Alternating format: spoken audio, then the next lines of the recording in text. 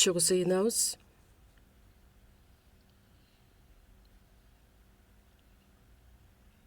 Бизди сүйгөн биздин ырайымдуу ыйык Кудай Ата.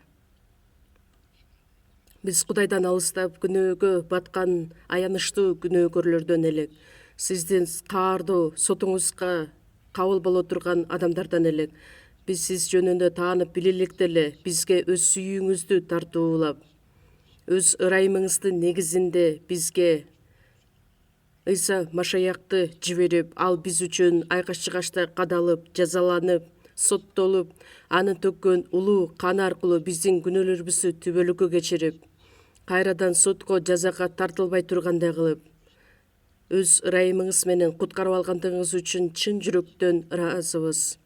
Ушул саатта Ыйса Машаяктын каны аркылуу куткарылууга ээ болгон адамдардын баардыгы чогулуп, сиздин улуу сүйүүңүздү, ырайымыңызды даңкташ үчүн, сөз үйрөнүш үчүн, сиз чакырып алган чогуу мамилелешүүдө бир болгондугубуз үчүн ыраазыбыз. Ушул саатта биз менен чогуу экендигиңизге биз ишенебиз. Ар бир адамга көңүл буруп, өз ырайымыңыз менен, өз мол ырайымыңызды ар бир адамга төгүп, мол кылып берип, мындан аркы жашообузда бир гана сизди даңктап, сиздин падышачылыгыңыз үчүн, сиздин даңкыңыз үчүн туура жана татыктуу жашоо менен жашашыбыз үчүн бизди өзүңүз жетектеңиз. Биздин арабызда дагы да ушул сүйүүнү түшүнө элек адамдар бар болгон болсо, ар бир адамдын жүрөктөрүн ачып, сиздин улуу сүйүүңүздү жана ошондой эле ырайымыңызды кабыл алып, түбөлүктүү өмүргө, түбөлүк үмүт менен жашашына жардам бериңиз. Жана ошондой эле кимде ким ооруп жаткан болсо, кимде ким алсыз жашоо менен жашап жаткан болсо, ар бир адамга көңүлүңүздү буруп, керектелүүчү ырайым менен жетектеп берүүңүздү да суранабыз. Дүйнөнүн ар бир бурчунда жайгашкан биздин жыйындар, бир туугандар, кыйынчылыктарга карабастан жакшы кабарды таркатып жаткан бүт адамдарга керектелүүчү ырайымыңыз менен, ыйык руктун жетеги менен сөзгө толтуруп, сиздин сөзүңүздү кайраттуулук менен көптөгөн адамдарга жеткирүүнүн негизинде куткарылган адамдардын саны күндөн күнгө көбөйүшүнө да жардам бериңиз. Бир нече күндөн кийин баштала турган биздин күзгү конференцияда Кудай Ата өзүңүз чогуу иштеп, азыр бир туугандарыбыздын баардыгы бир ойдо, бир тилек менен сыйынып жаткан учуру, алардын сыйынуусун угуп, көптөгөн адамдар сиздин сөзүңүзгө кайрылып келишине жардам бериңиз. Ар бир убакытта бизге керектелүүчү өз сөзүңүздү берип, биз бара турган жолду ачык айкын кылып көрсөтүп бергендигиңиз үчүн ыраазыбыз. Ушул саатта биз биле турган сиздин эркиңизди, сиздин сөзүңүздү, сиздин планыңызды, ырайымыңызды баардыгын түшүнүп кабыл ала тургандай кылып биз менен чогуу болуңуз. Биздин куткаруучу Ыйса Машаяктын ысымынан сыйындык. Аминь. Таңтоо группасын чогуу угабыз.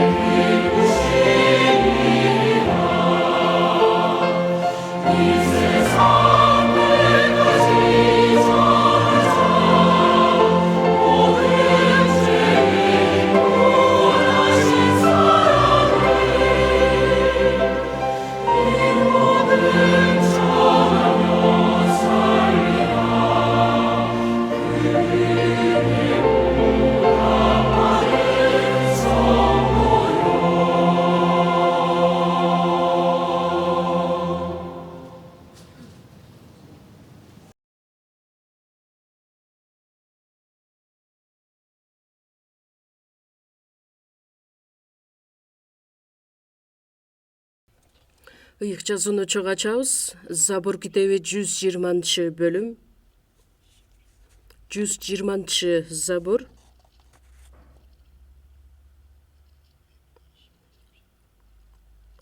Забур 120 бөлүм.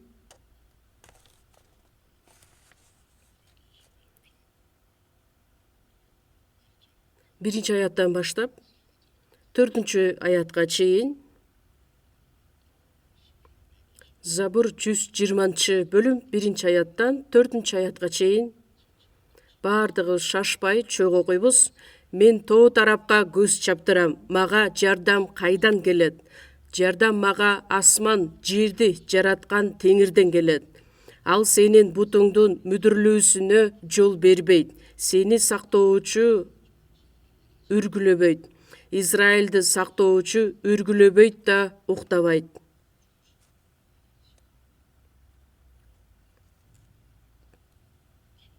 Ошондой эле 8 аятты чогуу окуйбуз. Теңир азыр жана түбөлүккө сенин чыкканыңды да, киргениңди да сактайт.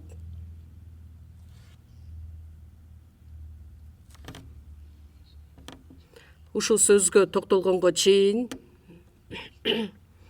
бизде ушул жуманын 5-күнүнөн баштап жекшемби күнгө чейин 2 түн 3 күндүк күзгү конференция болуп өтмөкчү. Азыр бардык бир туугандар ошол конференцияга даярданып жаткан учуру 1 күн 1000 жылдай, 1000 жыл 1 күндөй экени силерге белгилүү. Анткени эч кимдин өлүшүн каалабагандыктан бардыгы тобо кылышы үчүн бизге көпкө чыдайт деп Кудай жөнүндө айтылат. Бир дагы адамдын адашып калуусуна Кудай жол бербейт. Жана ал нерсени каалабагандыктан Кудайдын чыныгы сүйүүсү экендигин биз билсек болот. Биз дагы ушул ырайым бар болгондуктан, Кудайдын бизге чыдамдуулугу бар болгондуктан биз сүйүүгө жана куткарылууга ээ болгонбуз. Азыр дагы куткарыла элек адамдар өтө көп.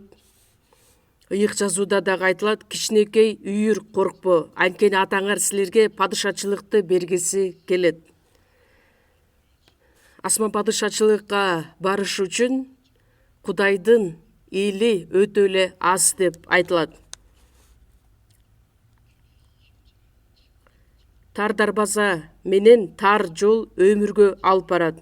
Ал жолду тапкандар аз деп Матай 7 бөлүмдө жана Лука 13 бөлүмдө дагы ошол жөнүндө айтылат.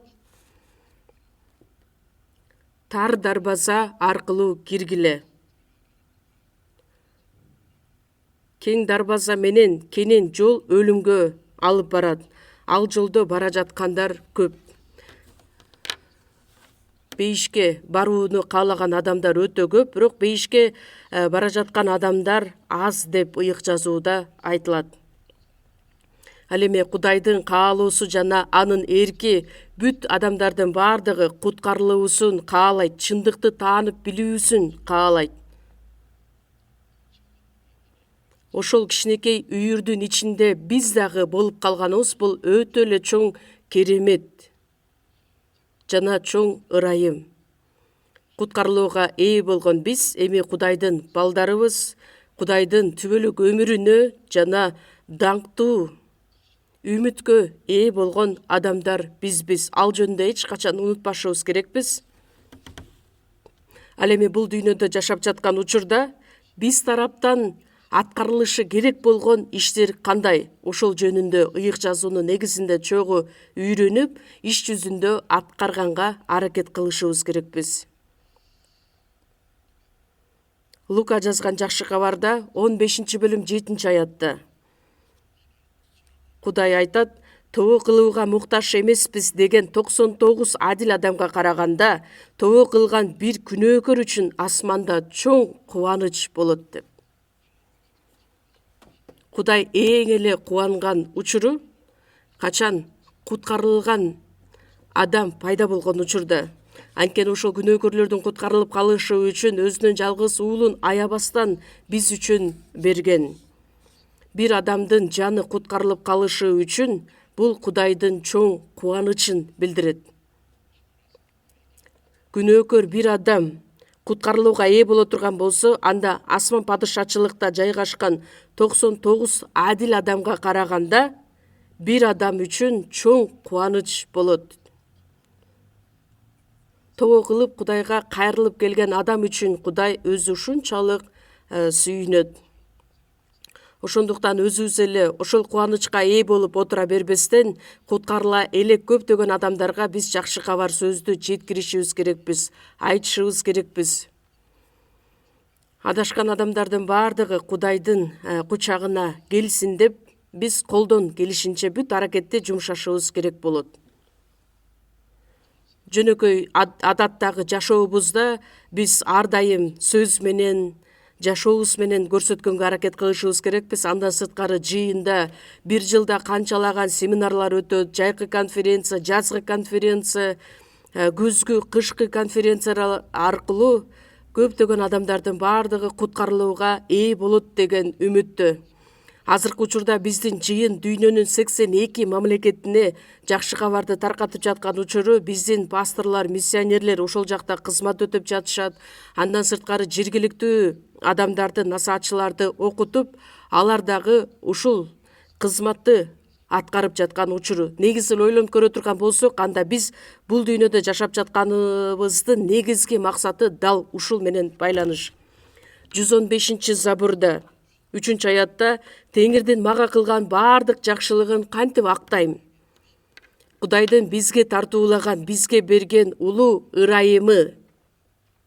Өлө турган биз, күнөөкөр, тозокко бара жаткан биз элек, бирок ошол адамдардын баардыгын Кудай өзү куткарып алды, ырайымын тартуулады. Демек биз эми Кудайдын биз үчүн кылган баардык жакшылыгын актап жашашыбыз керек болот. Кандайча актай алабыз? Мен жазалана турган жазага Иса Машаяк жазаланган, соттоло турган сотко ал соттолгон эле, өзүнүн улуу каны менен мени куткарып алган. Жыйынтыгында биз куткарылууга ээ болуп, Кудайдын балдары боло тургандай кылып, куткарылгандан кийин бизди жетимсиретип бул дүйнөгө калтырып койбостон, асман падышачылыкка барган күнгө чейин ар дайым биз менен чогуу болуп, эми биз ошол ырайымды кандайча актай алабыз? Бир дагы көз ирмемге аны унутканга болбойт. Негизи эле биздин бул жашоодогу жашообуз ошол Кудайдын ырайымын актап жашаш үчүн болгон жашоо деп айтсак болот. Өзүбүз каалагандай, өзүбүздүн оюбузга келгенди аткарып жашабастан, ал жашоонун баардыгы Кудайдын көз карашына жакпай турган нерселер. Кудайдын ырайымын актап жашашыбыз үчүн чындыгында биз кандайча ырайымды актап жашай алабыз? Мен алсыраган денем менен болсом дагы Кудай үчүн жашаганга аракет кылам деп даңктуу ырында ырдалат. Эгерде биз толук актай албасак дагы бүт аракетти жумшаганга аракеттенишибиз керекпиз. Биз Теңир үчүн 100 жолу өлүп берсек дагы ал ырайымды актай албайбыз. 100 жолу өлү албасак да, жок дегенде бир жолу Теңир үчүн жашап көрсөк болот да. Римдиктерге жазылган катта 14-бөлүм 7-8 аяттарда эч кимибиз өзүбүз үчүн жашабайбыз, эч кимибиз өзүбүз үчүн өлбөйбүз. Жашасак Теңир үчүн жашайбыз. Өлсөк Теңир үчүн өлөбүз. Ошондуктан жашасак да, өлсөк да Теңирдикибиз. Ошол үчүн силер чакырып алынган адамдарсыңар. Өлгөн жана тирүүлөй болгон адамдардын Кудайы болуш үчүн биздин арабызда бир дагы адам өзү үчүн жашабайт, өзү үчүн өлбөйт дагы. Сиздер жүрөгүңүздөр менен ушул нерсеге макул боло аласыздарбы? Ооба, мен дагы ушундай адаммын деп. Биздин арабызда эч кимибиз өзүбүз үчүн жашабайбыз, өзү үчүн өлбөйт. Өзү үчүн жашаган дагы адам жок, өлгөн адам да жок. Анткени жашасак да, өлсөк дагы биз Теңирге таандык адамдарбыз. Ушул сөздөр элчилерге жана ошол убакыттагы бир туугандарга гана тиешелүү эмес. Албетте алар ошол жашоо менен жашап келишкен. азыркы учурда биз жашасак да, өлсөк да Теңир үчүн жашайбыз. Жашасак да, өлсөк да Теңирдикибиз. Эмне үчүн? Анткени 1-Корунтуктар 6-бөлүмдө силер кымбат баада сатылып алынгансыңар. Ошондуктан силер Кудайды денеңер менен да, рухуңар менен да даңктагыла. Анткени анын баары Теңирдики.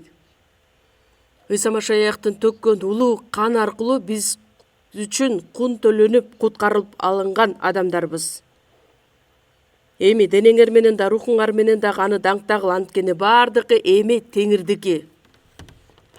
Денеңер менен Кудайды даңктагыла.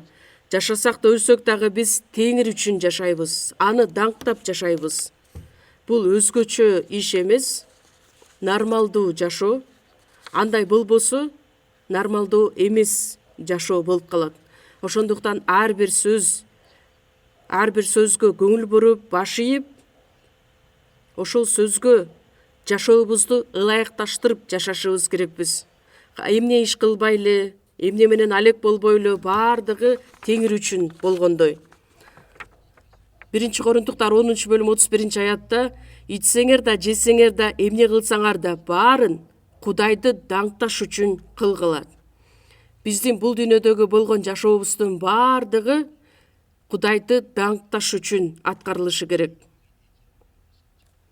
Кудайдын даңкына байланышы жок болгон нерселердин баардыгы күнөөгө жатат. Римдиктерге 3-бөлүм 23-аятта баардык адамдар күнөө кетирип, Кудай ээ кыла турган даңктан айрылып калышкан. Кудайдын даңкына байланыш болгон нерселердин баардыгы бизге тиешелүү. Ал эми даңктан сырткары аткарылган нерсенин баардыгы бул күнөөгө байланыш. Куткарылган адамдар эми биз куткарылганга чейинки жашообузга кайрылып, жашоо менен жашаганга болбойт. Бир айда бир жолу же болбосо жумасына бир жолу келип, даңктап ырдап коюп, сөз угуп коюп, бир аз ондук курмандык алып келип коюп жашаган жашоо ал өзүнүн каалагандай жашоосу деп аталат. Ушундай жашаган адамдар барбы? Жалганчы машаякчылар дал ушундай эки жүздүүлүк менен жашашат. Сөз менен ишенген болсо, сөз менен куткарылган болсо, анда сөз менен жашап, ошол эле сөз менен асман падышачылыкка барышы керек. Биз өзүбүздүн ишенимибизди дайыма күбөлөндүрүп бергенге аракет кылышыбыз керекпиз. Биздин жыйындын календарын карасак, сентябрь айындагы сөз, Жакып китеби 2-бөлүмдөгү сөздөр айтылат. Сенин ишенимиң бар, ал эми менде иштер бар.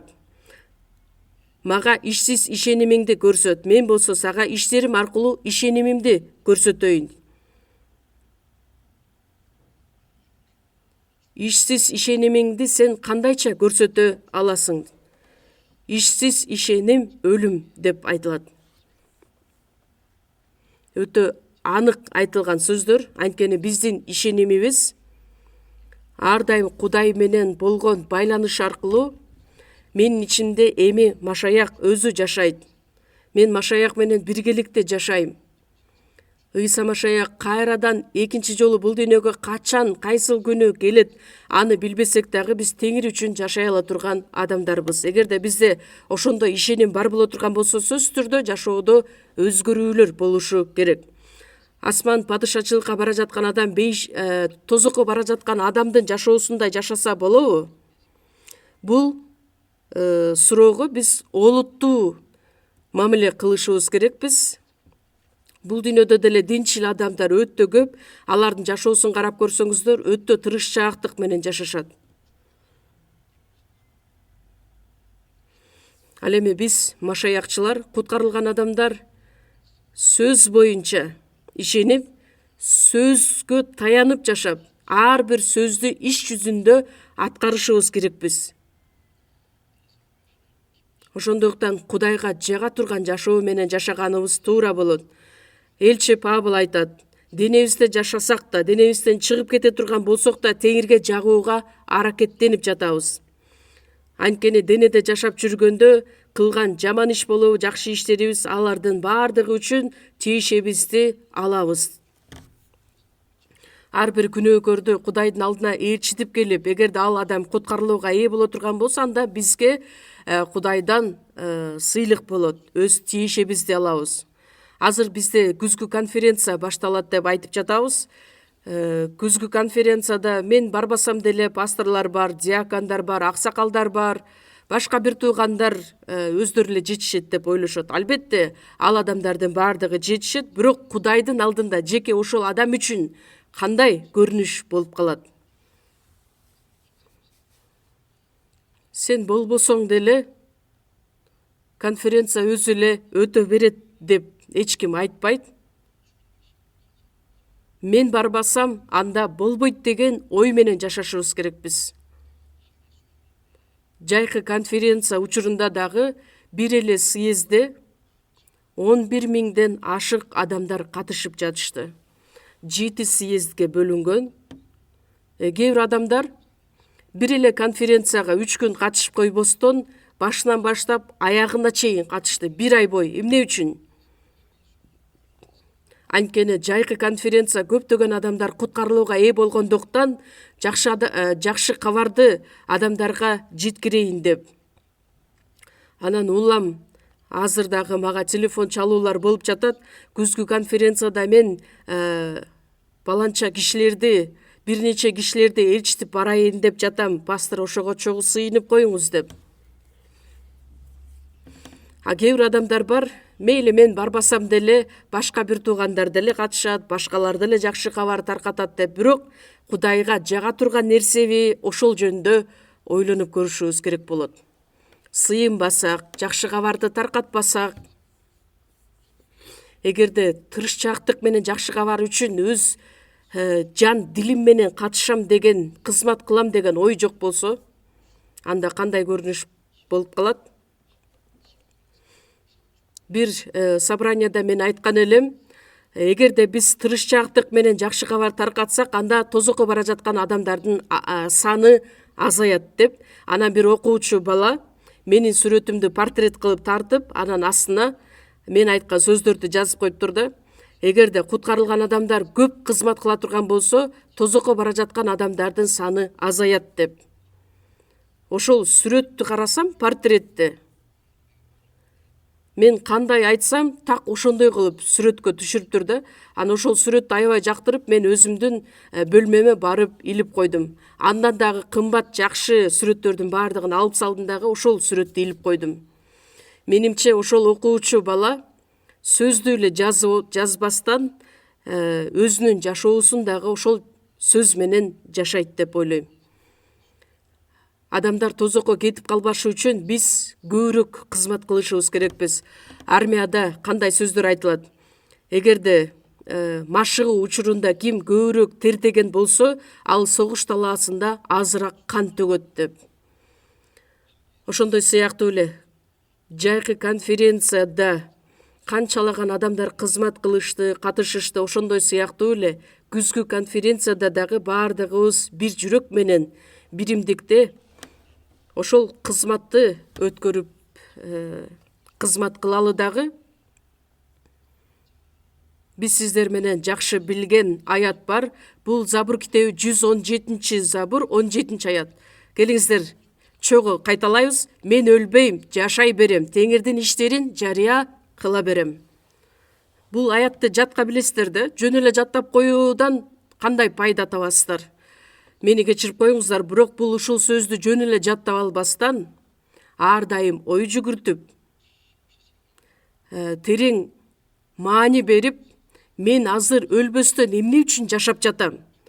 Менин азыр тирүү жүргөнүмдүн негизги себеби эмнеде? Мен күн сайын эртең менен туруп сыйынганда Кудайга кандайча сыйынам? Кудай ата, бүгүн да мени тирүү кылып ойготкондугуң үчүн ыраазымын. Мен бүгүн кандай иштерди кылышым керекмин, кандай кызмат кыла алам, ошону мага үйрөт.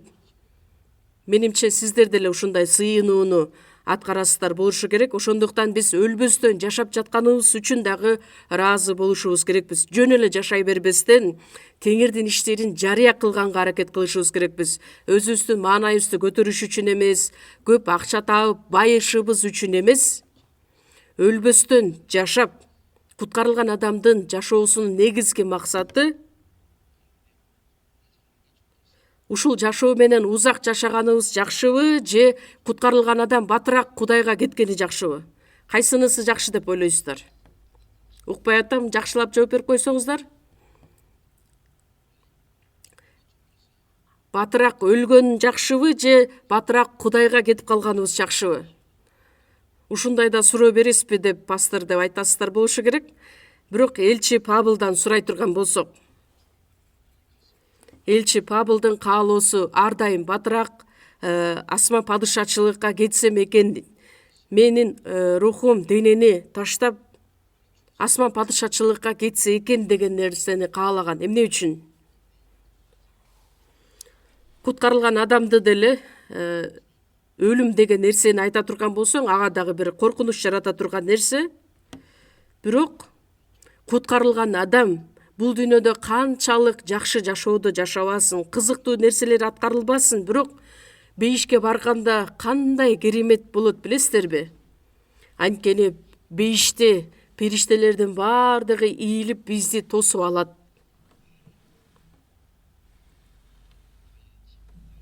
Менин үйүм, менин мекеним бул дүйнө эмес.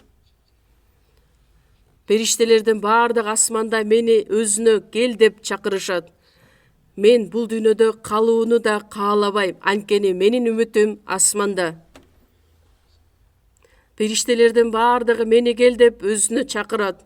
Мен бул дүйнөдө калганды да каалабайм. Азап кайгыда жашаганга караганда батыраак бейишке кетип калганыбыз деле жакшы. Эгерде жашообуз дайыма тынч, бакубат жашоо боло турган болсо, анда биз бул дүйнөдө узак жашоону каалайбыз. Бирок чынында айта турган болсок, батыраак бейишке кетип калганыбыз бул 100 эсе жакшы. Анткени бул дүйнөдөгү кайгы, түйшүк, азап, ошолордун баардыгы бул дүйнөдө калат дагы. Түбөлүк даңк, түбөлүк бейиште Кудай менен чогуу болушубуз үчүн Аян китеби 1-бөлүмдөн баштап окуп баштаганда, Кудай биз үчүн, куткарылган адамдар үчүн жаңы жер, жаңы асманды жараткан Кудай. Биздин көз жашыбызды аарчып берет деп айтылат. Ал жакта өкүрүк да жок, ый да жок, оору дагы жок. Периштелердин баардыгы бизди өздөрү тосуп алат. Ошол даңктуу көрүнүш түбөлүк Теңир менен биргеликте Кудайдын даңкы азыр кандай экендигин биз элестете дагы албайбыз. Бейиш мындай тигендей деп айтышыбыз мүмкүн, бирок биздин сөз менен аны жеткире албайбыз. Ошондуктан бизден биринчи көз жумган бир туугандар баардыгы бейиште бизди күтүп турушкан болот. Биз болсо аны дагы билбестен, түшүнбөстөн бул дүйнөдө жашасам экен, узак жашасам экен, байысам экен деп ойлойбуз. Бирок бул дүйнөдө жашап жаткан негизги максат эмне? Жашасак да, өлсөк да Теңир үчүн. Жашасак, демек Теңирдин иштерин жарыя кылып, жакшы кабарды таркатып жашайбыз. Элчи Павыл да айтат, денеде жашап жатсак да, денебизден чыгып кете турган болсок да Теңирге жагууга аракеттенип жатабыз. Анткени баардыгыбыз Машаяктын сот тактысынын алдына келишибиз керек. 2-Корунтуктар 5-бөлүмдө ошол жөнүндө айтылат, 9-10 аяттарда. Ыйса Машаяк бул дүйнөгө келгенде баардык машаякчылар Машаяктын сот тактысынын алдына келишет. Ал сөздүн мааниси кандай? Куткарылган күндөн тарта кандай жашоо менен жашады? Ошого отчет бериши үчүн. Куткарылган күндөн тарта бизде жаңы жашоо башталган. Ошол жашообузда аткарылган иштер үчүн ар бирибиз өз тиешебизди алышыбыз үчүн. Жакшы иш болобу, жаман иш болобу, бардыгына жараша тиешебизди алышыбыз үчүн.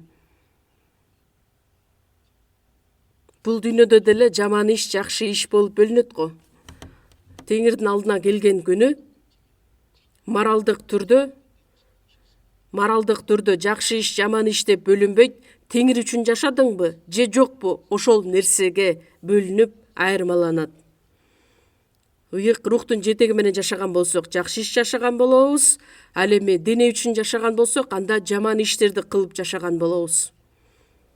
Ошондуктан Машаяктын сот тактысына келе тургандыгыбызды дагы ар дайым эсибизде сакташыбыз керек болот. Кандай болгон күндө дагы биз баардыгыбыз Машаяктын алдына барабыз. Кээ бир адамдар бизден эртерээк кетиши мүмкүн, кээ бир адамдар кечирээк кетиши мүмкүн, бирок баардыгы эле Машаякчылар бул дүйнөдө түбөлүккө жашабайт. Баардыгыбыз түбөлүк бейишке барабыз.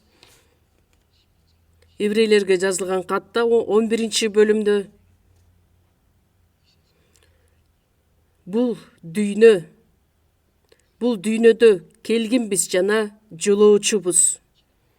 Келгиндин жашоосу ал убактылуу гана. Мисалы үчүн бир мейманканада токтойт, акысын берет, бир түн түнөйт дагы, андан кийин кайра эртеси күнү башка саякатка жолго чыгышы керек болот. Ошондуктан биз жакшы жашоодо жашайбызбы, кандай жашоодо жашабайлы, биз убактылуу келгин адамдын жашоосу менен жашайбыз. Ошол нерсеге чындыгында ишенип туруп, биздин жашообузда ал нерсе аткарылбагандыгы жүрөктү өйкөгөн нерсе. Бизге чейин куткарылган адамдар ушундай жашоо менен жашап келишкен. Ошондуктан сиздерге айта турган сөзүм, күзгү конференцияда Кудайга жага турган иштерди аткарганга аракет кылалы. Күнөөкөрлөр үчүн чогуу сыйынып, кандай кылган күндө биз көптөгөн адамдарды Кудайдын сөзүнө ээрчитип келе алабыз. Биринчиден куткарылган адам оозун жаап, эчтеке деп сүйлөбөй отуруп алса, анда бир дагы адам куткарылууга ээ болбойт. Эгерде жакшы кабарды таратуучулар жок болсо, кантип угушат? Биз өзүбүз деле, мисалы үчүн ушунчалык акылдуу болгондуктан, жөндөмдүүлүгүбүз көп болгондугу үчүн, биз гений болгондугубуз үчүн куткарылып калган жокпуз да. Бизге дагы бирөө жакшы кабарды жеткирди да, айтты да. Жыйынтыгында биз куткарылдык. Эми ошол ишти биз аткарышыбыз керекпиз. Мен өлбөйм, жашай берем, Теңирдин иштерин жарыя кыла берем. Забур китеби 65 бөлүмдө 16 аятта Кудайдан корккондор баарыңар келип уккыла. Ал менин жаным үчүн эмне кылгандыгын силерге жарыя кылам. Кудай менин жаным үчүн эмне иш кылды эле? Өзүнүн жалгыз уулун жиберип, мен үчүн айкаш-жыгачта кадалып, мага түбөлүк өмүрдү тартуулады. Ыйык рух ошол нерсенин баардыгын ачып берди. Мен кабыла тургандай кылып, түшөнө тургандай кылып иштеди. Эми ошол ишти өзүм эле катып албастан элдерге жарыя кылышым керек мен. Жок дегенде өзүбүздүн бир туугандарыбызга, жакындарыбызга сөздү айтып койдук деп эле биз кылар ишибизди кылдык деп бүтүп калбайт. Ыйсага ишен, ошондо сен жана бүт үй бүлөң куткарылат. Ал үй бүлөсү автоматтык түрдө куткарылып калат деген сөз эмес. Куткарылган адам боло турган болсо, сөз түрдө эң эле жакын адамдары, күйөөсү, аялы, балдары, туугандарына жакшы кабарды айтам деген ошол каалоо болушу керек. Мисалы үчүн Монголияда жакшы кабар сөзү ушунчалык жакшы таркайт, активдүү түрдө. Анан биздин миссионерлер, пасторлор көп ошол жака барышат да. Монголияда жайында өтө ысык, кышында болсо өтө суук, -40 градуска чейин жетет. Бир убакыттарда кышында 40 градустан ашык суук болгондуктан 5 миллионго жакын малдар кырылып калышкан деп айтышат. Андай кыйынчылыктар өтө көп. Бирок ошол кыйынчылыктарга карабастан биздин пасторлор, миссионерлер барып жакшы кабарды таркатып жаткан учуру өтө кубаныч жүрөктөрү менен. Анан кийин карап көрсөм, ал чындыгында эле ошондой экен. Эмне үчүн? Денесиндеги жашоону карап көрө турган болсоң, алар кедейчиликте жашашат. Бирок жакшы кабарды таркаткан учурда көчөгө чыгып эле элдин баарына жакшы кабарды угуңуз, семинарга келиңиз десе, баардыгы эле дароо макул болуп келе беришет. Кореядан өзгөчө адамдар барып чакырса, алар дароо макул болуп келишет. Анткени жүрөктөрү ачык, боорукер адамдар. Анан семинарга катышкан учурда дагы таң калыштуусу баардыгы оңой куткарылышат. Анан алардын жашоосу дароо өзгөрүлө башташат. Биздин миссионер Монголияга барып, анан убактылуу Кореяга келди эле да. Анан Монголиядан келип, Кореядан бир нече күн жашады дагы, кайра эле батыраак Монголияга кетким келет дейт. Эмнеге десем, Монголиядагы калган бир туугандарды мен сагынып кеттим дейт. Анткени алар аэропортко чейин келип, колдорун булгап бизди узатышты эле. Ошондуктан Кореяга караганда Монголияга батыраак кетким келет деп. Анан монголдуктар эгерде куткарылган болсо, алыс жашаган бир туугандарына чейин пасторларды, насаатчыларды ээрчитип алып, ошол жака чейин барып жакшы кабарды таркатышат. Бир адам куткарылган болсо, ошол айлана чөйрөдөгү адамдардын баардыгы куткарылат дагы, дароо жыйындар пайда болушат. Менин үй бүлөм качан куткарылат? Эгерде мен чыныгы куткарылган адам боло турган болсо, үй бүлөм сөзсүз түрдө куткарылышы керек. Кээ бир адамдар өзүнүн үй бүлөсүнө ушунчалык чын жүрөгү менен жакшы кабарды таркатат дагы, бирок башка адамдарга кайдыгер карайт. Бул дүйнөдө жашап жаткан учурда үй бүлөбүз болобу, туугандарыбыз болобу, жөн эле бейтааныш адамдар болобу, баардыгына бирдей жакшы кабар таркатканга аракет кылышыбыз керекпиз. Анткени бул дүйнөдө биз бир туугандар менен байланышыбыз бар, бирок асман падышачылыкка барганда бир тууган, үй бүлө деген мамиле болбойт. Бирок жакшы кабарды өзүнүн үй бүлөсүнө таркатууда ушунчалык активдүү түрдө аткарат дагы, андан кийин өзүнө тиешеси жок адамдарга кайдыгер карап, жүрөгү менен ооруп, алар үчүн сөз айтпаса, анда Кудайга жакпаган нерсе болуп калат. Ошондуктан күзгү конференцияда да көптөгөн адамдар куткарылып калышы үчүн чогуу сыйынып берүүңүздөрдү суранып кетет элем. Ыйык жазууну чогуу ачабыз. Ишая китеби 12-бөлүм. Ишая 12-бөлүм 5-аят.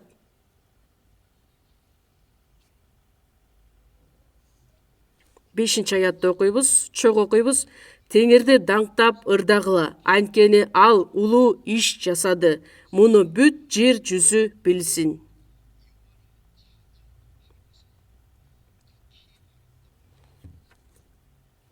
Теңирди даңктап ырдагыла. Биз эмне үчүн Кудайды даңкташыбыз керекпиз? Анткени ал улуу иш жасады. Улуу иш, кайсыл иш жасады? Тозокко бара жаткан адамдардын баардыгын куткарып алды. Эми ошонун баардыгын бүт жер жүзү билсин.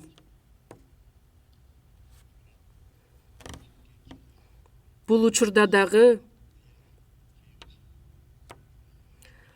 баардык адамдар азыр ошол нерсеге даярданып, пландарын даярдап жаткан учуру, убактысын бөлүшүп,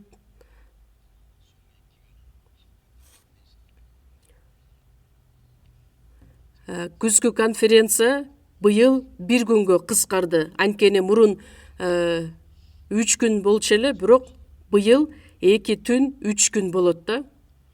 Биринчи жолу быйыл ошол күзгү конференцияны ушундай өткөрүп көрөлү деп турабыз.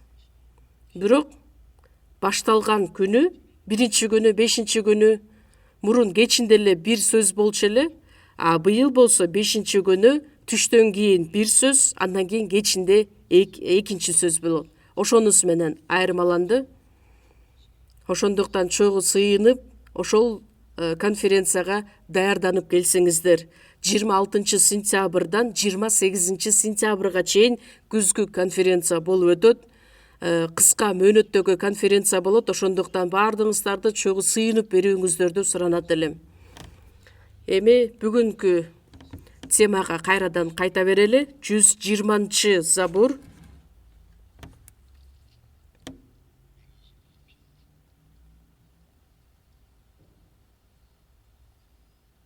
120 забур. 1-2 аяттар чогуу окуйбуз.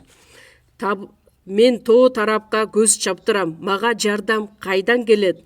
Жардам мага асман жерди жараткан Теңирден келет.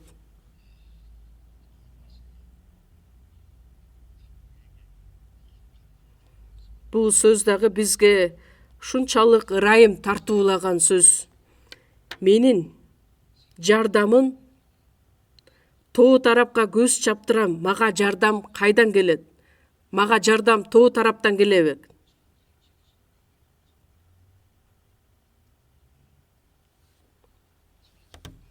Мурунку жумада, мурунку жекшембиге чейин машаякчылардын жашоосу Теңирдин ичиндеги жашоо деген темада үйрөнүп келе жатканбыз.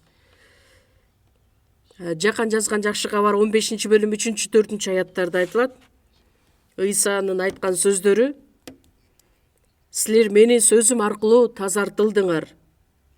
Эми менин ичимде болгула, ошондо мен силердин ичиңерде болом. Силер тазартылдыңар, демек силердин жаныңар тазартылды. Кудайдын жакшы кабар сөзүн угуп, таза эмес болгон күнөөкөр табияты, күнөөкөр жаныбыз бардыгы тазартылды дагы. Менин сөзүм аркылуу тазартылдыңар. Биздин жаныбыз тазартылды, ыйыкталды. Эми менин ичимде болгула, ошондо мен силердин ичиңерде болом. Эгерде биз Теңирдин ичинде болсок, Теңир биздин ичибизде болсо, мисалы үчүн темирди отко ыргыта турган болсок, анда темир отко айланат. От менен темир биригет дагы. Куткарылган күнү биз Теңирдин ичиндеги жашаган адамдарбыз. Экөөбүздү эч ким ажырата албайт. Мисалы үчүн жүзүм дарагы жана бутактары. Эгерде жүзүм багында бутак жок болсо, анда эч бир пайдасыз болот. Экөөнү ажыратууга мүмкүн эмес байланышта турат. Ошондой сыяктуу эле Теңир менен биздин ортобуздагы байланыш дагы так ошондой. Жакан 14-бөлүм 20 аятта: ошол күнү мен атамдын ичинде экендигимди, силер менин ичимде экендигиңерди ошол күнү түшүнөсүңөр. Куткарылган күндө Теңир менин ичимде, мен анын ичинде болом. Галатиялыктар 2-бөлүм 20 аятта: эми мен жашап жаткан жокмун, менин ичимде Машаяк жашап жатат. Күнөөкөр адам өлгөн. Эми мен жашап жаткан жокмун, менин ичимде Машаяк өзү жашап жатат. Мен жашап жаткан жокмун, менин ичимде Машаяк өзү жашап жатат. Мен Машаяктын ичинде. Ушул сөздөрдү ойлонуп көрө турган болсок, биз дароо түшүнгөнгө бир аз кыйынчылык болушу мүмкүн, бирок ошол эле учурда жашыруун сыр. Үйлөнгөн 2 жаш аялы күйөөсү болот дагы, эми экөө 2 бөлөк эмес, бир дене болушат. Бир болот деген сөздүн мааниси биримдикти билдирет. Теңир менен биздин ортобуздагы байланыш биримдикти билдирет.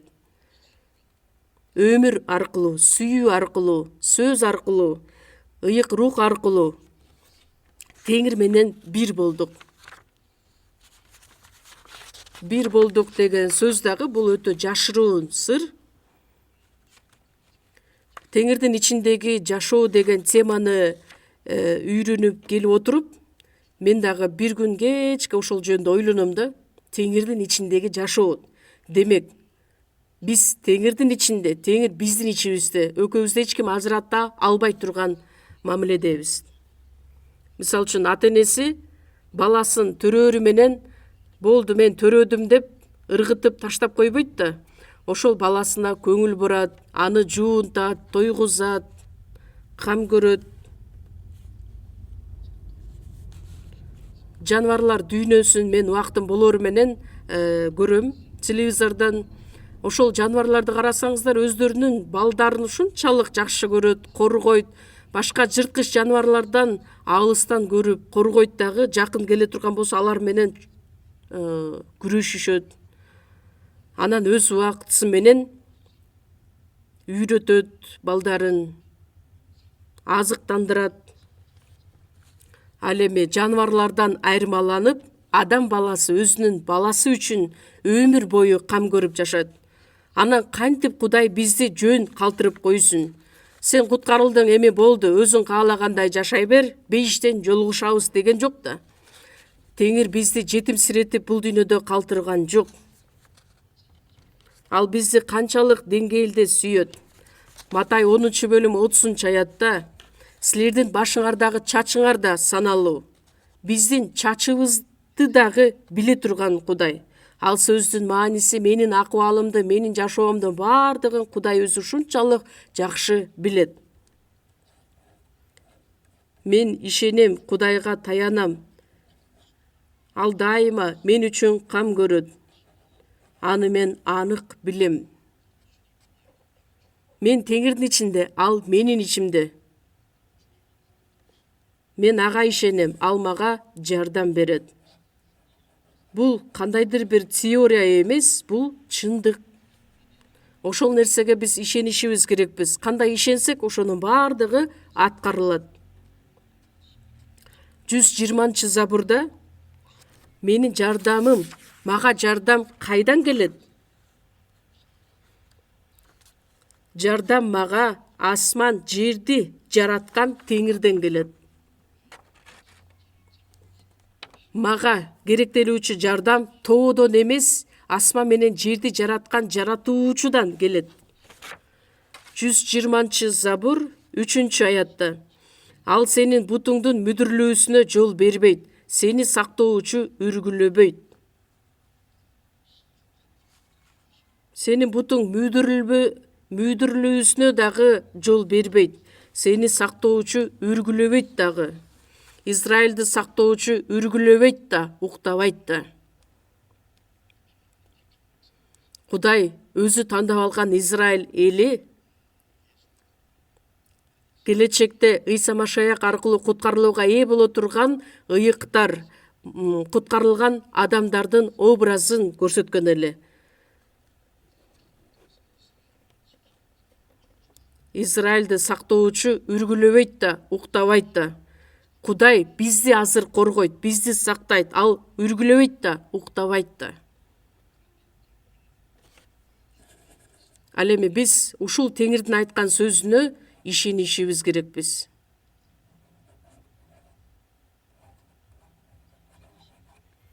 120-бөлүм 8-аятта Теңир азыр жана түбөлүккө сени чыкканыңда да, киргениңде да сактайт.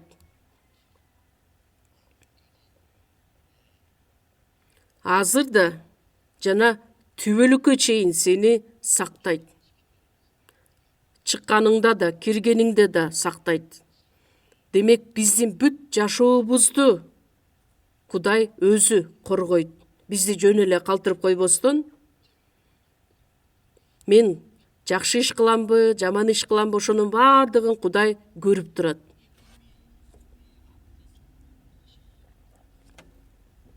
Кудай бизден көзүн дагы албастан кылдаттык менен бизди сактайт. 100-забур китеби 113-бөлүм 23-аятты чогуу ачабыз.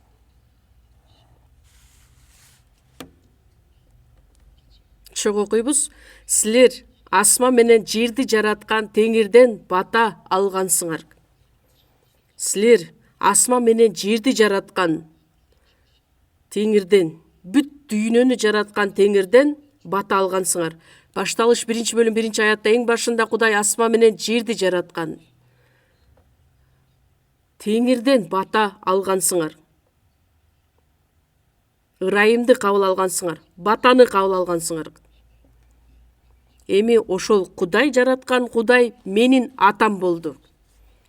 Бул жөн эле уламыш сөздөр эмес, чындык сөздөр. Ошондуктан биз Теңирдин ичинде болгонубуз, Теңир бизге кандай убадаларды берген болсо, ошол убадалардын баардыгына ээ боло турган адамдарбыз. Баардык баталарга ээ болгон адамдарбыз.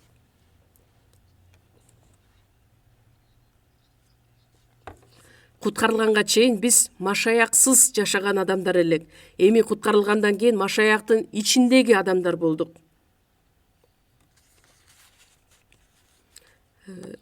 Жаныбарлар дүйнөсүн карап көрсөңүздөр, программаны пингвиндер, алар жумурткасын туйт дагы, анан ошол жумурткасын муздун үстүнө калтырып кое турган болсо, ал тоңуп калышы мүмкүн.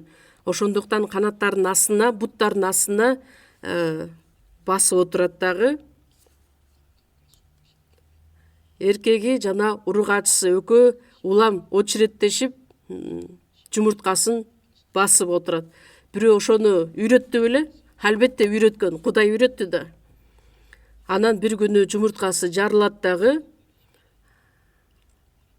Эгерде ошол кичинекей баласы музга түшүп кала турган болсо, ал дагы тоңуп калышы мүмкүн. Анан эркеги ошол баласын карап отурат да, канаттын астына. Эркеги атасы ошону сактап отурат, ал эми апасы болсо, ургачысы болсо акча тапканы кетет. Тетиги бир деңиз жака барат дагы, толтурат, тамакты оозуна толтуруп келет дагы, андан кийин баласынын астына келип, ошону кусуп, тамакты баласына берет. Экөө биргеликте баласын багат. Билесиздерби, ал жакта канчалаган толтура пингвиндер жүрөт да, ошол пингвиндердин арасынан өз баласын таап алат. Анан эми апасы очередке калат дагы, атасы акча тапканы кетет. Эркеги, ургачысы, апасы, атасы экөө биригип бир баласы үчүн ушунчалык кам көрүшөт. Эгерде чоң канаттуу же болбосо чардак келе турган болсо, анда алар менен согуш отуруп өз баласын сактайт. Жаныбарлар дагы ушундай сүйүүсү менен өз балдарын сактап отурса, анда адам өзүнүн баласы үчүн кандай кам көрөт? Андан дагы бийик турган жаратуучу Кудай куткарылган адамдар үчүн, биз анын балдары болуп калгандыктан бизди ар дайым сактайт. Жада калса, асман канаттуулары үчүн да Кудай өзү кам көрөт. Талаада өскөн лилия гүлдөрү үчүн дагы Кудай өзү кам көрөт, аларды кийиндирет, азыктандырат. Анан кантип бизге көңүл бурбай койсун? Ишеними аз адамдар. Еврейлерге жазылган кат 13-бөлүм 8-аятта Ыйса кече кандай болсо, бүгүн да ошондой жана түбөлүккө ошол бойдон. Кече деп бул өткөнкү учурдагы сөздү айтабыз. Ыйса Машаяк бүгүн да ошондой деп, ыйык рух менен чогуу жана түбөлүк ошол бойдон. Анан өткөнкү учурда бизди куткара алган Ыйса Машаякка ишенип туруп, бүгүнкү күндө биз менен чогуу болуп, ар дайым жардамын берип келген Ыйсага эмне үчүн ишене албайсыңар? Кичине эле кыйналса адам көңүлү чөгөт дагы, алсырап калат дагы. Эмне үчүн ошол учурда Теңир мени менен чогуу деген нерсеге ишенбейт? Эмне үчүн кабатыр болот? Эмне үчүн кайгыга түшөт? Бардык нерсени Кудайга тапшырып бер дейт.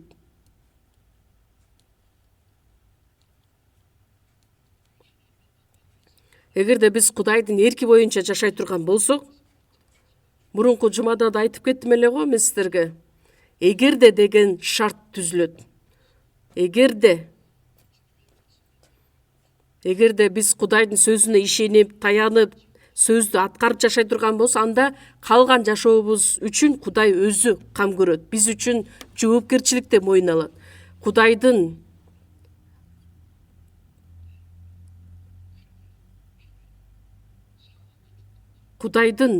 болгон нерсесин биз өзүбүзгө алып, өзүбүздөгү болгон түйшүктүн баардыгын Кудайга тапшырсак, ошол оңой нерсе болот.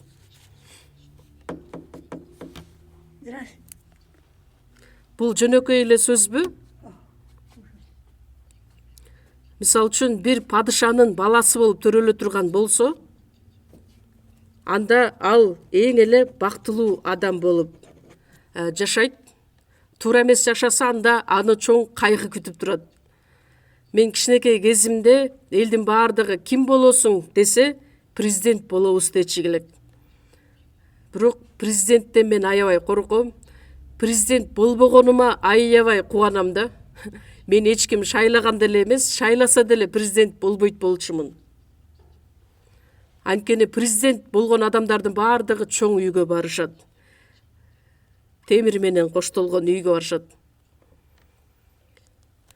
Ошондуктан убагында Англиядагы Джеймс падыша ал өзүнүн мамлекетинде ушунчалык башаламандык экендигин көрөт дагы, анан бир күнү өзүнүн хан сарайынан чыгат дагы,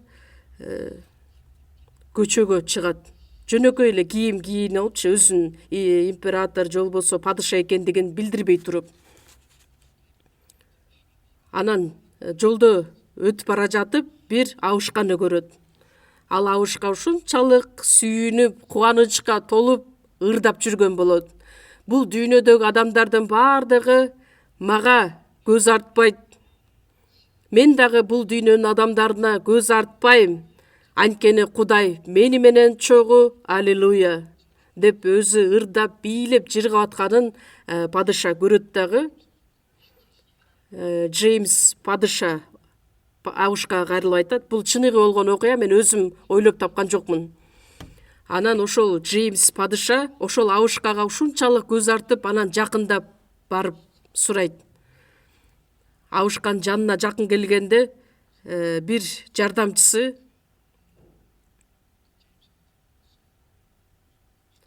Джеймс падыша абышкадан сурайт: "Абышка, чоң ата, айтыңызчы, сиз ушунчалык жакшы ырдайт экенсиз. Ой, мен кантип жакшы ырдамак элем. Бирок жүрөгүмдө эмне болгон болсо ошол жөнүндө ырдап жатам" десе, падыша сурайт: "Эмне үчүн сиз кубанасыз? Сиз кубанган негизги себеп эмнеде?" дегенде, "Мен Кудайдын адамымын. Кудай менен жашайм. Ошондуктан оозуман өзүнөн өзү эле ырлар чыгат" деп анан жооп бергенде, падыша өзүнүн визиткасын таштайт дагы: "Чоң ата, эртең мен үйүмө сөзсүз түрдө саат 12-де келиңиз" деп. Ал абышка өзүнүн тамганы да билбейт, окуганды билбейт да, чөнтөгүнө салып коет да, үйүнө келгенде өзүнүн кемпирине көрсөтүп: "Билесиңби, мен бүгүн бирөөнү жолуктурдум, ал мага муну таштап кетти" дегенде, кемпири айтат: "Мына бул падыша турбайбы? Джеймс падыша, биздин мамлекеттин падышасы, жетекчиси. Же сен туура эмес иш кылдыңбы?" дегенде, чоң ата болсо: "Жок, мен эч нерсе деле кылган жокмун. Мен жөн гана жүрөгүмдөн чыккан нерсени ырдадым." Анан падыша чакырып атса, ал баш тартып барбай койсо болбойт да. Анан ал айылда жашаса дагы, эртеси күнү жакшынакай кийимдерди кийип, падышанын үйүнө барат. Анан падыша болсо ошол учурда өзүнүн жардамчыларын баардыгын чогултуп, ошол абышканы күтүп турушкан болот.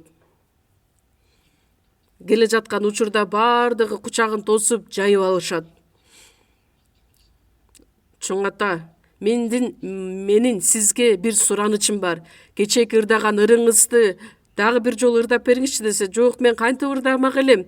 Жок, сизден суранам. Сөзсүз түрдө ырдап бериңиз" дегенде, жүрөгүнөн даярданып анан ырдайт: "Бул дүйнөнүн адамдары мага көз артпайт, мен дагы бул адамдарга көз артпайм.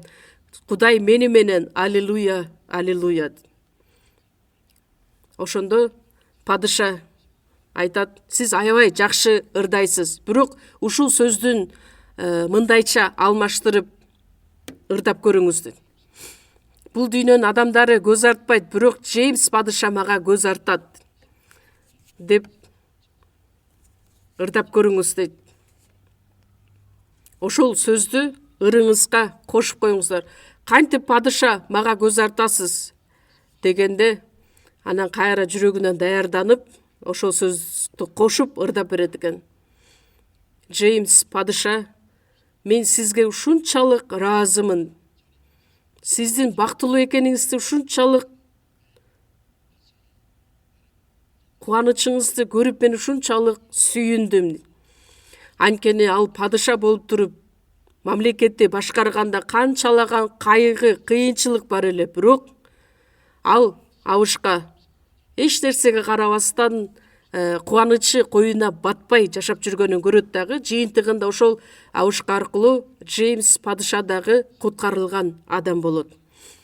Джеймстин котормосу деген дагы англис тилинде китеп бар го. Балким ошол падышанын китебидир деп мен ойлоп койдум. Чындыгында Кудайды таанып билген адам, асман менен жерди жараткан жаратуучунун алдында анын батасына ээ болгон адам. Ошол бейишке бара жаткан адам жана тозокко бара жаткан адамдын ортосундагы айырмачылык. 33 Забурду чөг ачабыз 10 аятта. Забур китеби 33 бөлүм 10 аятта.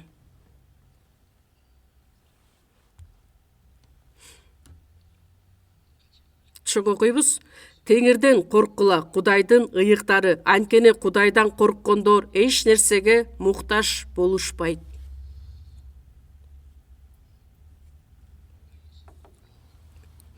Теңирден корккула, Кудайдын ыйыктары.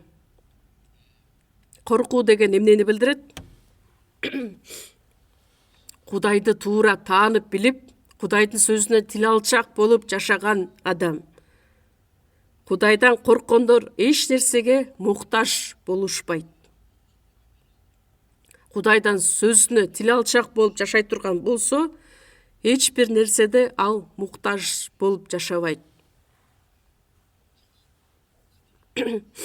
Мурунку жумада биз үйрөнгөн элек, Кудай өзүнүн уулун аябастан баарыбыз үчүн ал бизге бергендиктен уулу менен кошо баардыгын кантип бербесин.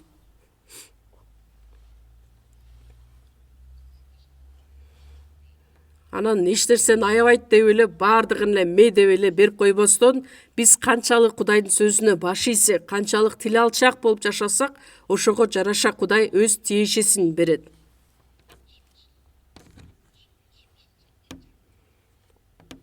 16 Забурда Кудай өзүнүн көз карегиндей мени сактайт.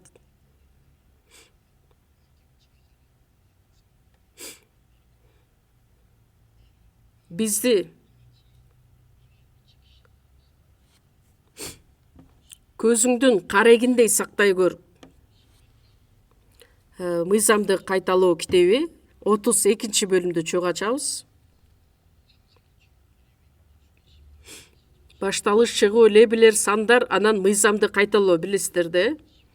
Мыйзамды кайталоо 32 бөлүм.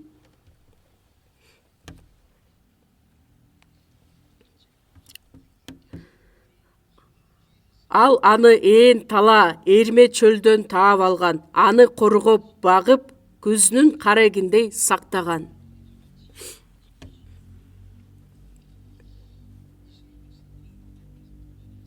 Израиль элин Мисир жергесинен Кудай өзү куткарып алат дагы, андан кийин чөлдө 40 жыл аларды Кудай өзү жетектеген. Кудай аны деп Израиль элди билдирет. Ээн тала чөлдө эч нерсе жок да, ээн эле тала. Ал жакта жашоо дагы өтө кыйын эле. Эрме чөлдөн таап алган. Ээн талаада чөлдө жырткыч жаныбарлар да бар. Аны коргоп, өз элин коргоп, багып, көзүнүн карегиндей сактаган. Күндүз болсо булут мамысы менен, түнкүсүн от мамысы менен чөгү болуп, Аларды өзү жетектеген, көзүнүн карегиндей сактаган. Бул сөздү окуганда Кудай өзүнүн элин көз карегиндей сактаган. Израиль элин гана ошентип сактады беле? Жок. Ыйса Машаяк аркылуу куткарылууга ээ болгон бизди дагы азыр Кудай ушундай сактайт. Бизди коргойт.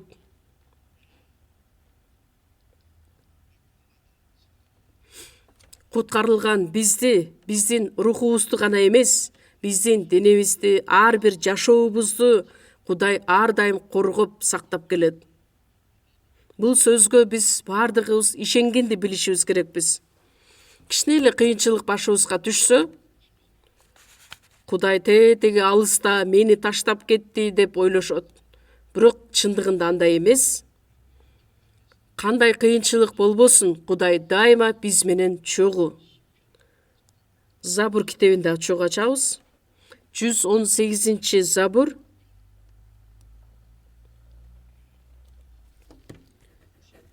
Забур китеби 118 бөлүм 57 аят. Чогуу окуйбуз. Теңирим, сенин сөздөрүңдү аткаруу менин энчим деп айттым.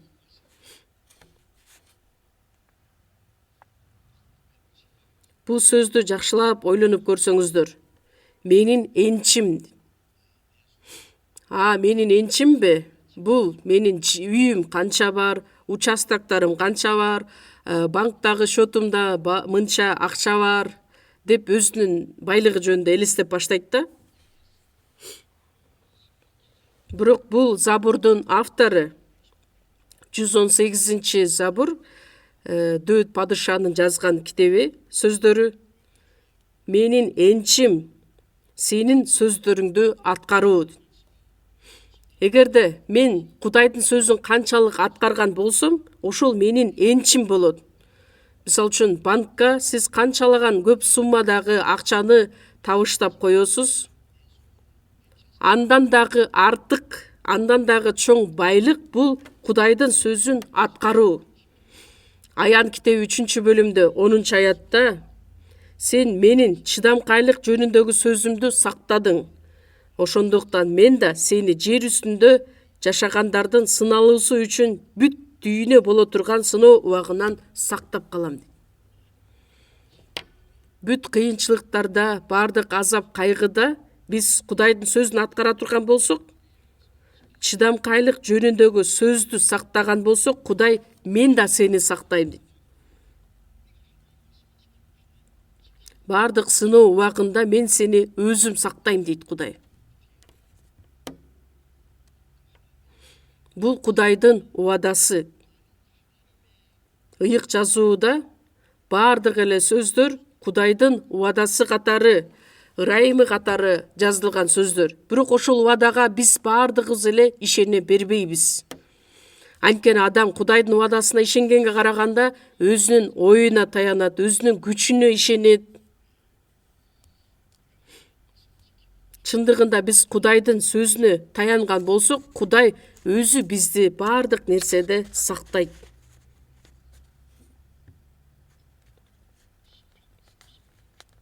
Забур китеби 30 бөлүмдү да чогуу ачабыз. Забур 30 бөлүм. Забур 30 бөлүм 20 аятта. Чогуу окуйбуз. Сенде өзүңдөн корккондор үчүн сактап койгон, адам баласынын алдында өзүңө таянгандар үчүн даярдап койгон жакшы нерселер көп. Бул аяттарды карап көрсөңүздөр, өзүңдөн корккондор үчүн сактап койгон нерселериң көп. Кудай биздин атабыз болду.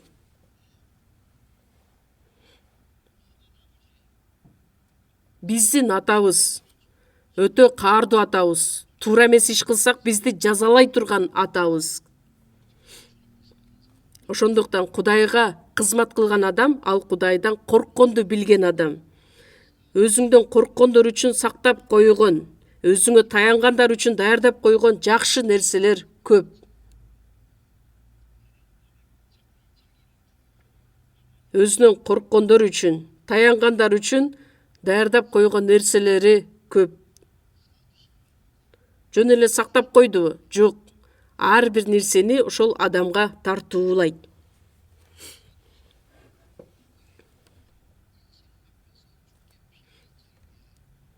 Өзүңө таянгандар үчүн даярдап койгон жакшы нерселер көп. Өзү сактап турган ырайымын Кудайга таянгандар үчүн, демек ишенгендер үчүн.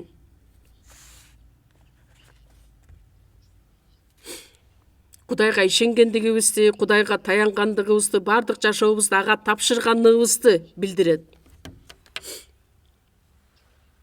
Кудайдын сөзүнө ишенген учурда ошол сактаган ырайымын бардыгын бирден кылып өзү төгүп берет.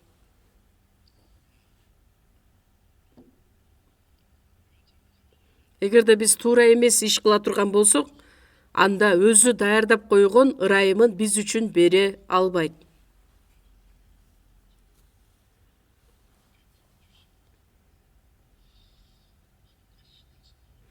Эми жаңы келишимден дагы бир китепти ачабыз. Еврейлерге жазылган кат 13-бөлүм. Еврейлерге жазылган кат 13-бөлүм 5-6 аяттарды чогуу окуйбуз. Дүнүйөкөр болбогула, колуңарда болгонуна ыраазы болгула. Анткени Кудай өзү сени калтырбайм жана таштабайм деп айткан. Ошондуктан биз теңир менин жардамчым. Ошондуктан мен коркпойм. Анда адам мага эмне кыла алат деп чечкиндүүлүк менен айта алабыз. Ушул сөздү окуганда бир нече жыл мурун болуп өткөн окуя эсиме келет. Дүнүйөкөр болбогула, колуңарда болгонуна ыраазы болгула. 1-Тимотей 6-бөлүмдө дагы айтылат. Биз бул дүйнөгө эч нерсе алып келген жокпуз, эч нерсе алып да кете албайбыз. Кийгенге кийимибиз, ичкенге тамагыбыз болсо, ошого ыраазы бололу. Кийгенге кийимибиз, ичкенге тамагыбыз болсо, ошого ыраазы болгула дейт. Аны дагы Кудай өзү берет.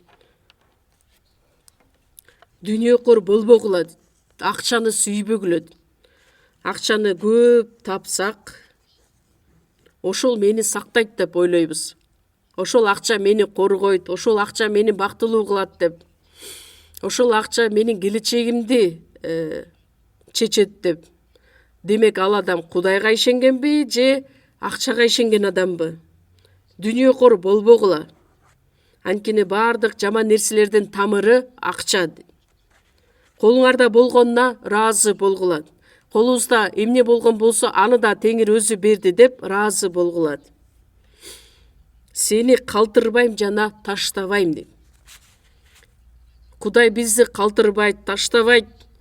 Анан биз эмне үчүн кабатыр болушубуз керекпиз? Бай болобузбу, кедей болобузбу? Ыйса менин Теңирим. Ал менин жашоомдо. Теңир өзү боло турган болсо, мен бардыгына ыраазымын. Элчи Павыл канча жолу жылаңач калды эле, ачка калды эле, ташбаранга алынды эле, түрмөгө камалды эле. Чынжыр менен колу бутун байлап койду эле, бирок элчи Павыл, Сылас экөө Кудайды даңктап ырдашкан эле. Өзү башында болсо куугунтукка алган адам эле. Бирок Ыйса Машаякты таанып билген күндөн тарта Кудайды даңктап ырдаган адамга айланган. Ошол учурда түрмө сакчысынын башчысы да куткарылууга ээ болот. Эгерде Кудай биз менен боло турган болсо, биз бардык нерсеге ыраазы болуп жашай алабыз. Мен сени таштабайм, сени калтырбайм.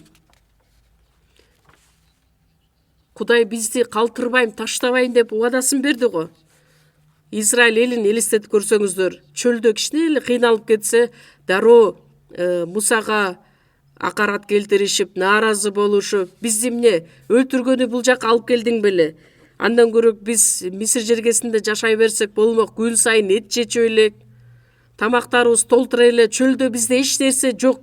Бизди эмне өлүп өлтүрүп кырайын деп бул жака алып келдиң беле? Күн сайын Кудай алар менен чогуу булут мамысы менен, от мамысы менен аскадан суу чыгарып, бөдөнөлөр манна менен аларды азыктандырган эле. Бирок ал нерсени да түшүнбөстөн нааразы болуп, биз Мисир жергесине кайтып кеткенибиз жакшы деп айткан адамдардын баардыгы чөлдө өлүп калышкан. Мисирге кайтууну каалаган адамдар баардыгы ошол чөлдө өлгөн. Мисир жергесине кайра кантип кайтып барышмак эле. Аларды кайрадан эле Кызыл деңиз күтүп турган эле. Баардыгы өлүп, жаңыдан төрөлгөн адам. Чөлдө төрөлгөн жаңы адамдар гана эмес, жаңыдан өзгөрүлгөн адамдар гана Кудайдын убадаланган жерине бара алышкан эле. Биз кайраттуулук менен айта алабыз: Теңир менин жардамчым. Адам мага эмне кыла алат? Теңир менин жардамчым деген сөз күн сайын менин эсиме түшөт. Убагында мен бир китепти колума кармап, 4 жыл 5 жыл бою жакшы кабарды таркатыш үчүн жүргөн элем. Башка бир сумкамда жок, чемоданымда жок, бир эле китеп менен. Убагында мен дагы көп жолу ачка калганмын. Каякта эмне ичип, каякта жатканым дагы азыр эсимде жок. Бир нече жыл бою ушундай жашоо менен жашаганмын. Анан күндөрдүн биринде түндүк тарапта мага бир кичинекей жыйынды тапшырып беришкен эле. Ал жыйын дагы ылай кирпичтен тургузулган жыйын эле. Анан мага кичинекей бир бөлмө бөлүп беришкен эле, ошол жакта уктайын деп. Анан күндөрдүн биринде Улуу Британияда бир туугандар жыйыны деп аталган жыйын бар. Ошол жактан бир англичанин менен Кореянын өкүлү болгон Пак Баланча деген киши өкү мага келишет. Анан Пак Баланча деген бир тууган мага келип айтат: мен жакшы кабар таркатып жүрөм деген сөздү угушуп, өкү мага келет дагы, анан мындайча айтышат: сиз жакшы кызмат кылып жатасыз. Сизге жардам берели деп келдик. Англиядагы чоң бизнесмен адам менен сизди байланыштыралы. Ал сизге спонсор болуп берет деп. Элестетсеңиз, Англиядагы бизнесмен адам бүт менин чыгашаларымды ал өзү жаап берет, спонсор болуп берет, бүт жагынан камсыз кылып берет. Мен кандайча жооп бердим деп ойлойсуздар? Мен бир дагы мүнөткө ойлонбостон ал адамдарга айттым: жок, менде эч кандай кыйынчылык жок. Мага спонсордун дагы кереги жок. Спонсор болуп беребиз дегенде эки нерсени ойлонуп баштайсың. Биринчиси, мен кыйналып жаткан учурда бир туугандар, куткарылган бир туугандар жардамын көрсөтүп жатышкан эле. Ал эми Англиядагы спонсор эгер ай сайын менин баардык чыгашамды жаап бере турган болсо, анда бир туугандар мага эч кандай жардамын көрсөтө албай калышат. Дагы экинчи себеби, ушул кыйынчылыктар убагында Кудай өзү мени тарбиялап жатат. Мага көп нерсени үйрөтүп жатат. Демек, мен Кудайга таянганга караганда ошол спонсорго таянып калам деп дароо чечим чыгарып, мага эч кандай спонсордун кереги жок деп жооп бердим. Анан ошол учурда Кореяда бир лапша тамак бар эле, ошону үчөөнү порцияны заказ кылып, буйрутма берип, андан кийин аларды сыйлап, анан поездга билет сатып бердим дагы. болду, жакшы барыңыздар, силерге рахмат деп жолго узатып койдум. Анан пак баланча бир тууган биз жардам берели деп келдик элек, тескерисинче биз айдалып кеттик деп таарынып да калыптыр. Бирок аларды жолго узаткандан кийин билесиздерби, жүрөгүмдө ушунчалык чоң кубаныч пайда болду. Мына мен жеңдим деген чечкиндүүлүк. Чындыгында эле мен ошол күнү дагы бүгүнкү күнгө чейин айтып келем, Теңир менин жардамчым, ошондуктан мен коркпойм. Адам мага эмне кыла алат деп. Эгерде Кудай өзү бүт жоопкерчиликти өзү мойнуна алып жатса, адамдын жардамы мага керек болобу?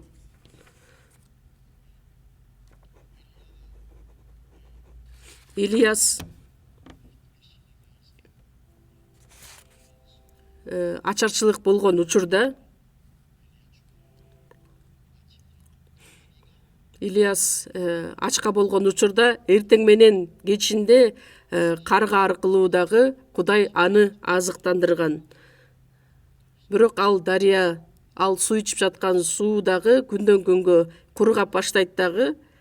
Ал жерден чыгып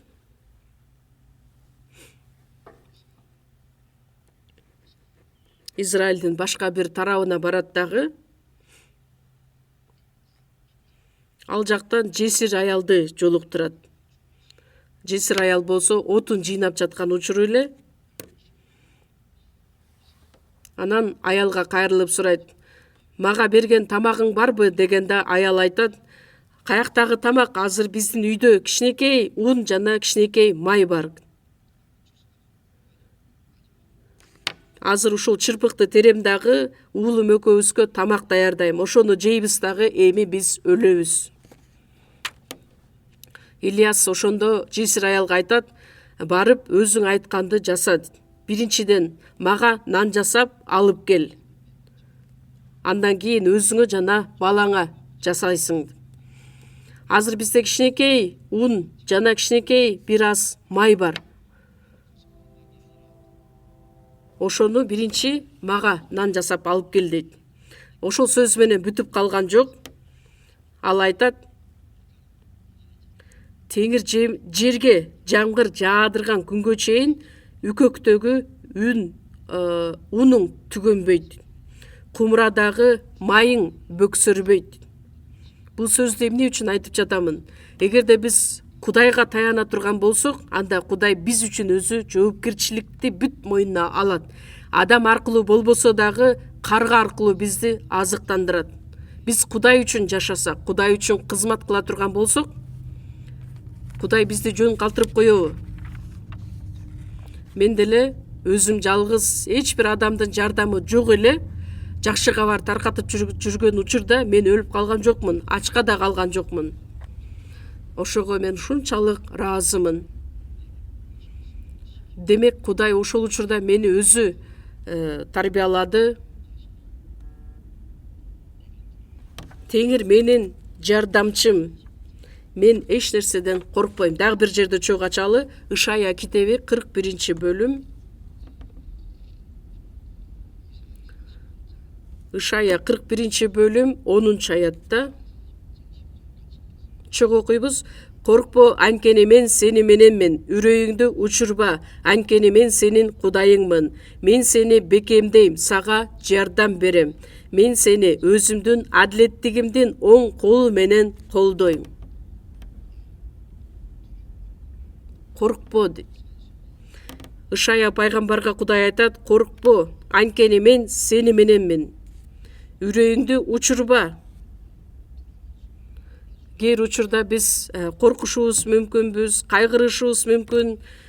Мен сенин Кудайыңмын. Мен сени бекемдейм, сага жардам берем. Кудай өзү жардам берем дейт. Эгерде мен өлсөм дагы Теңир үчүн өлөм десек, анда Кудай ошондо жардам берет. Накум китебинде 1-бөлүм 7-аятта: "Ал өзүнө таянгандарды билет." Кудай ошол адамдарды билип өзү жооптуу болот. "Мен сенин Кудайыңмын. Мен сени бекемдейм, сага жардам берем. Жардам берем деген сөздү башкача сөз менен сени бекемдейм дейт. Сенин Кудайың болом. Теңирдин ичинде болуу деген жашоо, Кудай биздин коргоочубуз, биздин сактоочубуз, бизди азыктандыра ала турган, бизге ар дайым өз ырайымын тартуулай ала турган Кудай. Ошол теңирдин ичиндеги жашоо деп аталат. Биз Кудайдын уадасына ишенишибиз керекпиз. Ишенсек, ошол биздин ишенимиз боюнча бардык нерсе аткарылат. Ал эми шектенсек, анда бир дагы Кудайдын уадасына ээ боло албайбыз. Эгерде мен өзүмдүн оюм боюнча жашап, бардык нерсеге жете алам деп ойлой турган болсок, анда Кудай ошол байлыгыбызга, колубузда болгон нерсеге үф деп үйлөп кое турган болсо, бардыгы учуп кетет. Израиль эли Бабылдан кайтып келген учурда Кудайга үй тургузганга караганда, өздөрүнө үй куруп баштаган учурда Кудай деп үйлөп жиберет. Кудай үйлөсө бардык нерсе учуп кетет дагы жок болот. Ошондуктан биз өзүбүздүн оюбузга, ар кандай жолдорго таянып жашай турган болсок, Кудай биздин колубузда болгон нерсени дагы үйлөп жиберет. Бул дүйнөнүн адамдарына Кудай көңүл бурбайт. Кандай жашаса, ошондой жашайсың деп. Күндөрүн бактылуу өткөрүшөт, өлгөндөр жаткан жайга көз ирмемде киришет. Бирок куткарылган адамдарды Кудай жөн калтырбайт. Кудай дайыма бизди ашкерелейт, бизди өзү үйрөтөт, насаат сөздөрүн айтат.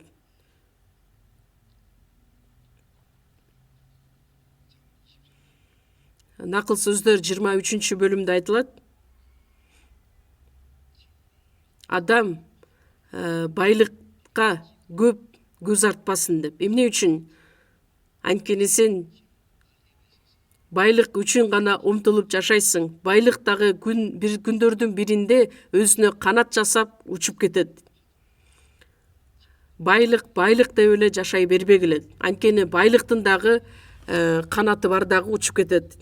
Кээ бир адамдар айтат, байлыгыбыз учуп кетпеси үчүн кыймылсыз мүлккө айландырып коебуз да депчи. Кыймылсыз мүлк эч жака жылбайт. Андан кийин кыймылсыз мүлккө айландырып отурса, күндөрдүн биринде адам өзү учуп кетиши мүмкүн. Кудай ал адамды алып кетиши мүмкүн. Ошондуктан Кудай уада кылган нерселердин бардыгына куткарылган адам ишенип жашай турган болсо, биз үчүн даярдалган бардык батаны өзү тартуулап берет. Ишеним менен куткарылсак, демек ишеним менен мындан аркы жашообузду жашашыбыз керек болот. Теңир үчүн кызмат кылып, теңир үчүн тил алчак болуп жашай турган убактыбыз дагы өтө кыска, өтө аз. Ошондуктан Кудайдын астына барган күнгө чейин ага жага турган жашоо менен жашаганга аракет кылышыбыз керекпиз. Чогуу сыйынабыз. Биздин ырайымдуу Кудай Ата, Кудай сиз белгилеп койгон бул дүйнөнүн акырында көптөгөн адамдардын ичинен бизди өзүңүзгө чакырып куткарып алгандыгыңыз үчүн, ыйыктагандыгыңыз үчүн, өзүңүз иштеген жыйынга бизди чогуу ар дайым бекем кылып, ишеним тартуулагандыгыңыз үчүн ыраазыбыз.